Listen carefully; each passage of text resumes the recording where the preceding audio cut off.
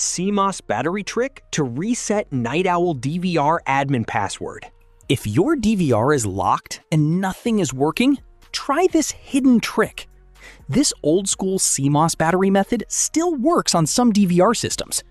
Before starting, unplug the DVR. Opening the device may void your warranty, so proceed carefully. Remove the screws and open the DVR case. Inside, locate the small round CMOS battery on the motherboard. Carefully remove the CMOS battery and wait for 5 to 10 minutes to clear memory. Now insert the battery back, close the DVR, and power it on. If you're lucky, your password will reset, but this trick usually doesn't work on newer DVR models. For more real CCTV fixes, subscribe now.